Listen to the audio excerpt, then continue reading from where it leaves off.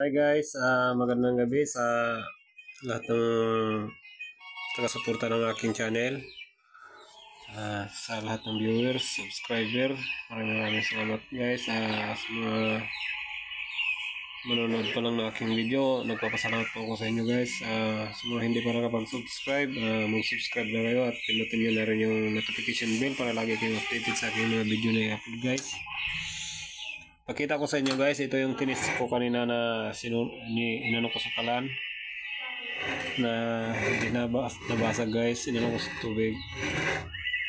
Yung iba kasing tinis ko guys nababasag, pero itong mga ito hindi, yan,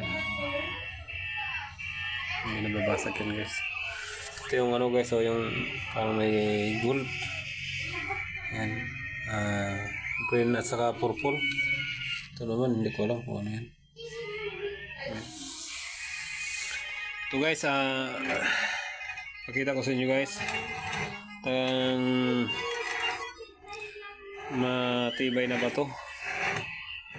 Quality, magnetic pa. Super magnetic.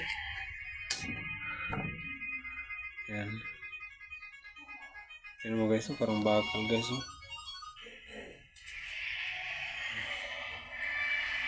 Yan, parang bakal.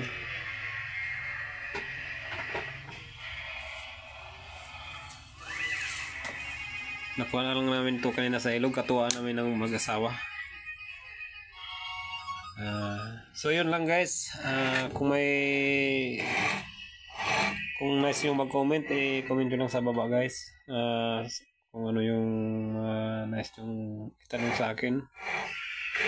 Ito guys ay testing na ito guys, kasi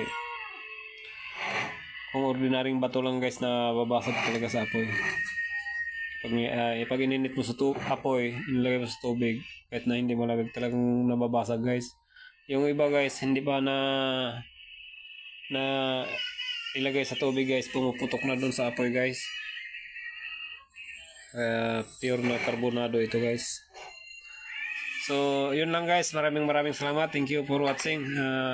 Sa lahat ng aking mga viewers, subscriber, thank you. Bye-bye.